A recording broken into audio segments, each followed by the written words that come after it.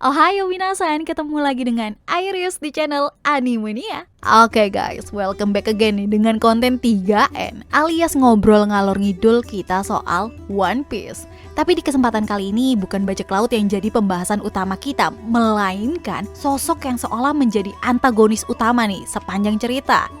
Yap, pemerintahan dunia guys. So, obrolan apa aja nih yang bakal jadi bahan diskusi kita kali ini? Udahlah, langsung aja kita menuju konten ya guys. Let's go! Pemerintahan dunia itu seperti yang kita ketahui adalah sosok penguasa dunia di dalam serial One Piece guys. Berbagai kebijakan nampaknya sih gak bisa lepas dari buah pemikiran dan pemerintah mereka. Struktur yang mereka miliki sebagai organisasi terbesar yang membawahi seluruh dunia ini pun tidak tergambarkan secara pasti guys. Hanya aja nih, asumsi yang rasanya bisa kita anggap logis saat ini yaitu ada dua unsur yang seolah menjadi petinggi organisasi ini. Pertama ada Im Sama, sosok yang digambarkan sebagai penguasa yang dihormati. Dan yang kedua, para Gorosei, yang kita anggap sebagai kaki tangannya Im Sama. Sisanya bisa kita tebak lah, ada Cyberpol yang mengurusi intelijensi yang berkaitan dengan pengumpulan informasi, aksi mata-mata, hingga misi rahasia. Dan kekuatan militer yang berada di tangan mereka yaitu Angkatan Laut yang nampaknya nggak bisa lepas sepenuhnya atas perintah mereka guys. Sekilas kita akan melihat pemerintahan dunia ini sebagai sosok pimpinan yang ideal karena semua kebijakan yang mereka buat selalu mengatasnamakan keadilan dan kedamaian dunia.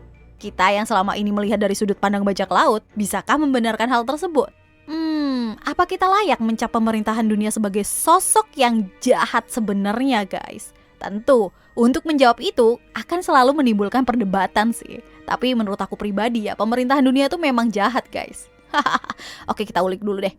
Pertama, permainan kotor yang biasa mereka mainkan nih. Kita udah tahu pastilah ya bahwa selain cerita petualangan, cerita kelam juga menjadi unsur utama dalam daya tarik cerita One Piece. Dan salah satu aktor utama dalam cerita kelam tersebut, ya pemerintahan dunia. Mereka yang katanya menjaga kedamaian dunia ini nyatanya bertindak semena-mena guys. Hal yang tentunya kita nggak bisa maafkan adalah soal bagaimana pemerintah dunia tuh nggak berbuat apa-apa soal kejamnya perlakuan Tenryubito alias kaum naga langit, perbudakan, jual beli manusia, korupsi, hingga mempermainkan nyawa manusia seolah menjadi sesuatu yang biasa bagi mereka. Ini belum ditambah dengan bagaimana sikap mereka terhadap para Shichibukai seperti Doflamingo dan Krokodil yang juga bertindak kejam di wilayah kekuasaan mereka guys. Mereka yang selama ini katanya menjaga keselamatan, justru membiarkan permainan kotor seperti tadi terus dibiarkan. Semua tadi tuh udah menjadi rahasia umum yang udah diketahui termasuk oleh penduduk dunia sendiri. Cuma ya apa daya lah ya, mereka tuh nggak bisa apa-apa dengan para penguasa ini. Oke, jika itu tadi sekilas soal pemerintah dunia, baik dari informasi maupun secara opini guys. Sekarang kita membahas lebih dalam lagi nih soal apa yang sebenarnya mereka takuti. Untuk menjawab ini, kita perlu kupas sedikit demi sedikit perihal apa yang mereka rahasiakan guys. Serta kemungkinan dampak apa yang terjadi semisal rahasia ini terus terbongkar satu persatu. Pertama, soal abad kekosongan. Ya, salah satu rahasia terbesar One Piece sepanjang masa ini dijaga habis-habisan oleh pemerintah dunia. Segala upaya untuk mengungkap hal tersebut pasti akan mereka kejar sampai mati guys. Di sini menandakan bahwa masa abad kekosongan adalah masa kelam yang mereka alami, serta berdampak besar terhadap kekuasaan mereka. Namun entah bagaimana nih, mereka tuh berhasil mengatasi permasalahan tersebut, terlebih menghapus sejarah tersebut dari berbagai pengetahuan di seluruh dunia. Diketahuinya abad kekosongan tentu bisa membuat mereka kehilangan wibawa akan kekuasaan mereka guys. Bahwa mereka yang selama ini bertindak layaknya dewa ternyata pernah sampai di titik terendah mereka. Tapi bukan itu poin utamanya, melainkan itu seolah menjadi rahasia bahwa mereka sendiri pernah nyaris digulingkan. Dan bagaimana mereka nyaris digulingkan itulah yang jadi informasi berharga bagi siapapun yang mendapatkannya. Ini rasanya make sense sih, karena satu-satunya yang ditakuti oleh sosok yang berkuasa adalah kehilangan tahta guys.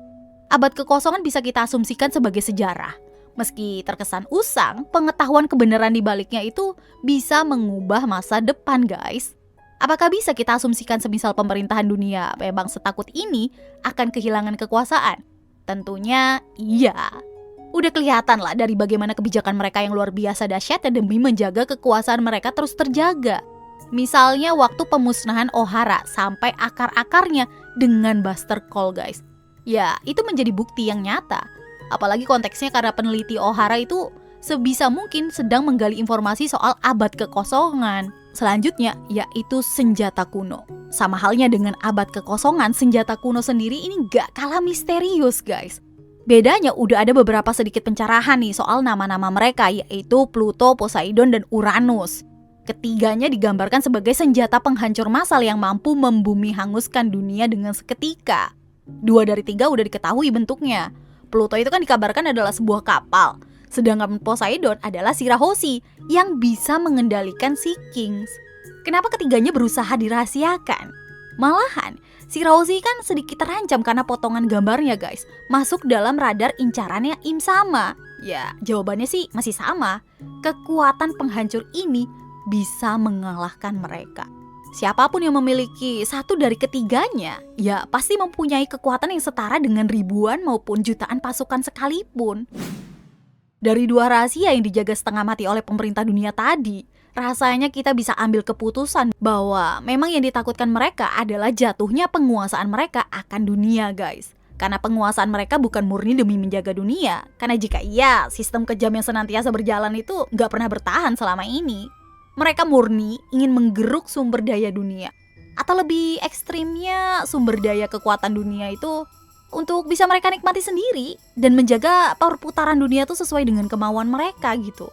Aku sendiri kayak berpendapat gini sih guys, bahwa sumber daya yang aku maksud ini ada kaitannya dengan harta nasional Marijoa. Kenapa bisa gitu? Ya, Marijoa ini kan wilayah kekuasaan pemerintah dunia dan tentunya itu bukan tanpa alasan coy. Di dunia One Piece yang penuh dengan orang berkekuatan gila ini, melindungi tempat yang menyimpan sumber daya yang besar itu menjadi hal yang sangat-sangat logis. Dan kelihatannya nih, harta nasional Marijoa itu memang sejelas itu untuk bisa diketahui. Makanya daripada beresiko dapat diselidiki dengan mudah, ya mereka lebih memilih Marijoa untuk pusat pemerintah mereka sekaligus menjaga salah satu harta terbesar dunia guys. Dugaan ini semakin diperkuat dengan kaum naga langit yang kebanyakan tinggal juga tuh di Marijoa. Tentu uang mereka nggak mungkin jatuh dari langit kan? Keturunan para dewa ini kan seolah menjadi garis yang harus ikut dibagi akan harta tersebut tuh guys. Yang mana harta atau sumber daya tadi bisa memberikan kekayaan yang gak ada habisnya. Tercatat juga hanya ada 2 kerajaan yang memilih lepas dari sana guys. Yaitu ada Alabasta dari marga Nefertari dan Dressrosa dari marga Don Quixote. And then, ya kalian tahu sendirilah gimana nasib kedua kerajaan ini. Penindasan yang dibiarkan terjadi seolah tuh menggambarkan betapa mereka ingin kedua kerajaan tersebut musnah aja dari peradaban. Tapi lagi dan lagi nih guys, kita belum bisa memastikan bahwa memang harta nasional Marijoa itu sungguh sebuah harta. Tapi yang aku yakini soal adanya sumber daya yang mereka lindungi dan mereka bagi, ya itu adalah opini terkuat yang bisa aku miliki guys. Bisa berbentuk harta nasional itu sendiri atau hal lain yang belum bisa diketahui secara pasti. Oke, tadi kita membahas nih ancaman secara nggak kasat mata dan garis besarnya. Mereka tuh hanya takut kekuasaan mereka diruntuhkan alih-alih menjaga perdamaian. Sekarang poin pembahasan kita adalah siapa aja nih sosok yang benar-benar bisa mewujudkan ketakutan mereka guys. Untuk menjawab itu sebenarnya udah bisa kita lihat nih dari bagaimana tindakan Im Sama yang memegang poster dan juga merusak seolah gregetan sama mereka. Ini terjadi antara chapter 906 hingga 908 guys. Mereka yang disorot itu adalah Our Bakasencho, Shirahoshi, Vivi, dan Kurohige guys. Kenapa mereka dianggap sebagai ancaman yang nyata? Ya, mulai dari kapten kebanggaan kita dulu deh ya, Monkey D. Luffy. Sekilas saat melihat poster Luffy bersamaan juga dengan Im Sama yang memandang topi jerami besar, banyak yang memprediksi guys kalau itu adalah milik Joy Boy. Semisal benar, sosok Monkey D. Luffy ini mungkin mengingatkan Im Sama akan sosok Joy Boy yang kebetulan diketahui hidup di abad kekosongan guys. Im Sama merasa kalau Luffy akan mencoreng sejarah kekuasaan pemerintah dunia lagi, seperti yang terjadi di masa lalu. Itu teorinya sih. Semisal kita bicara fakta, ya karena Luffy dan para nakama adalah sosok yang paling dekat dengan One Piece itu sendiri guys. Mulai dari memiliki kru yang bisa membaca poneglyph, terus punya hubungan kekerabatan dengan orang-orang penting, terus mempunyai armada besar, sampai berteman dekat dengan senjata kuno guys. Poseidon, ya alias Shirahoshi. Dengan fakta tersebut, wajar kalau pergerakan Luffy dan kawan-kawan selanjutnya ya pasti bisa merepotkan pemerintah dunia. Kedua, Shirahoshi guys. Udah jelas lah, dia ini kan salah satu dari ketiga senjata kuno. Semisal dia nggak dalam pengawasan pemerintah dunia, ya Shirahoshi bisa menjadi senjata yang mengerikan bagi mereka. Selanjutnya ketiga adalah Vivi. Ini masih tanda tanya besar sih. Rasanya faktor kalau dia adalah seorang putri dari keturunan yang memutuskan lepas dari Marijoa baru jadi satu-satunya alasan. Ya, meski banyak yang berpendapat sih kalau Vivi punya pengetahuan lebih mendalam perihal pemerintah dunia hingga senjata kuno, namun hal itu belum bisa dipastikan. Gitu. Dan yang terakhir Kurohige nih guys. Sosok licik ini tuh emang gak ketebak perilaku dan tindakannya. Belum lagi buah iblis misterius Yami Yami no Mi miliknya yang seolah bisa melahap kekuatan buah iblis lain. Saat ini dia kan berstatus sebagai Yonko dengan armada yang memiliki 10 divisi hingga kekuatan Gura-Gura no Mi yang mengiringinya guys. Rasanya Kurohige emang sosok ya nggak bisa diabaikan sih. Oh iya, melihat bagaimana Kurohige itu begitu mengincar Yami Yami no Mi sampai membunuh salah satu keluarga besar Shirohige, sepertinya itu juga bukan tanpa alasan guys. Yami Yami no Mi seolah menjadi pemulus rencana besar miliknya.